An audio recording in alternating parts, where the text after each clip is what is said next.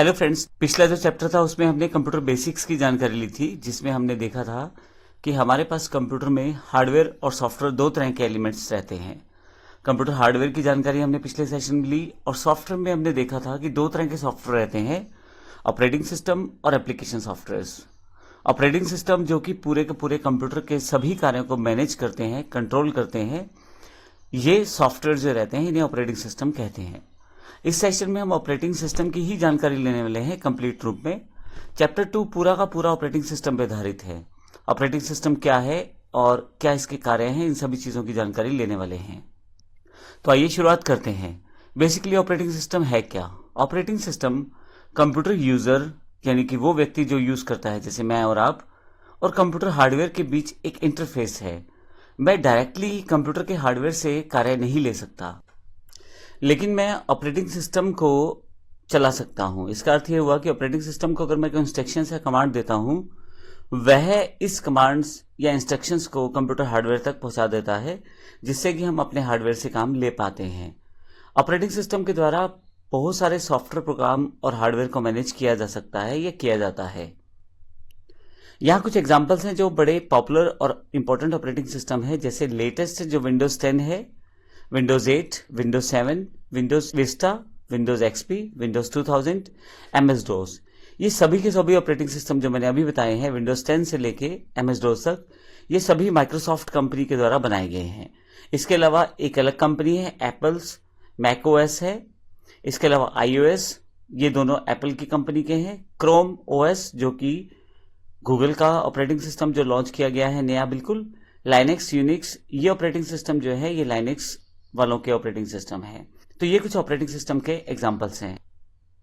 अगर हम operating system की बात करें तो ऑपरेटिंग सिस्टम कंप्यूटर यूजर और कंप्यूटर हार्डवेयर के बीच में एक इंटरफेस है। यह हमारे द्वारा दी गई इंस्ट्रक्शंस और कमांड को कंप्यूटर को एक्सप्लेन करता है। ऑपरेटिंग सिस्टम के द्वारा सभी सॉफ्टवेयर, प्रोग्राम और हार्डवेयर को बड़े आराम से मैनेज किया जाता है।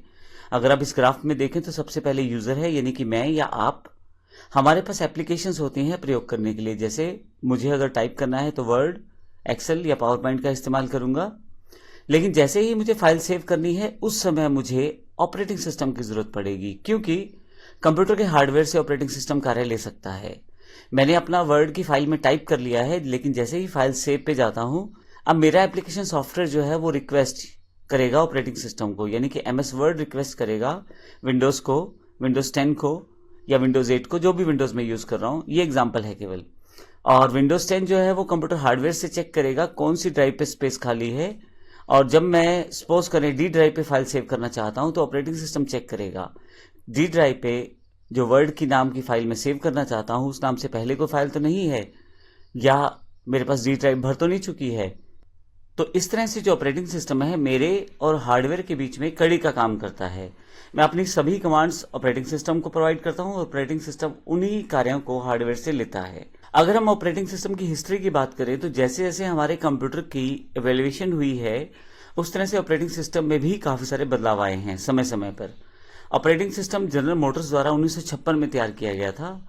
उस समय यह ऑपरेटिंग सिस्टम आईबीएम नामक मेन फ्रेम कंप्यूटर को चलाने के लिए बनाया गया था। 1960 में मल्टी प्रोग्रामिंग के कॉन्सेप्ट का विकास किया गया, जिसमें कई प्रोग्राम को एक ही बार में मेमोरी में रन कर सकते थे। माइक्रो प्रोसेसर टेक्नोलॉजी इस आधार पर विकसित हुई कि 1970 के दशक में टाइम शेयरिंग और रियल टाइम सिस्टम के रूप में मेन फ्रेम कंप्यूटर के रूप में डेस्कटॉप कंप्यूटर का निर्माण संभव हुआ। 1980 में Microsoft disk operating system available हो गया, यानी कि एमएस डोस जिसको हम जानते हैं। यह CUI अर्थात command user interface type operating system है। अभी भी है आपके पास विंडोज 10, विंडोज 7 सभी तरह के ऑपरेटिंग सिस्टम में as a part of operating system रहता है। 1980 से 1990 के माइक्रोसॉफ्ट में operating system Windows operating system की शुरुआत हो गई। 1991 में लाइनेक्स ऑपरेटिंग सिस्टम रिलीज किए गए। हमारे पास मार्केट में बहुत सारे पेड और फ्री, बेस्ट और एडवांस ऑपरेटिंग सिस्टम इस समय उपलब्ध हैं, जैसे Windows 10, Ubuntu, Chrome OS, free BSD।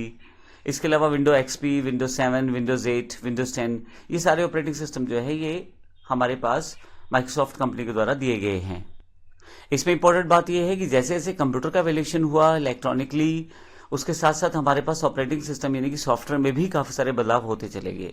आज की डेट में हम जो ऑपरेटिंग सिस्टम प्रयोग करते हैं वह ऑपरेटिंग सिस्टम बहुत ज़्यादा एडवांस रहता है, जिसमें बहुत सारे कार्य हो सकते हैं, बहुत फास्ट कार्य हो सकते हैं और हम कंप्यूटर की हार्डवेयर को बड़ी आसानी से मैनेज कर पाते हैं। अगले सेशन में बात करेंगे मुख्य कार्य क्या रहते हैं ऑपरेटिंग सिस्टम के, उसकी जानकारी लेंगे अगले सेशन में। धन्यवाद।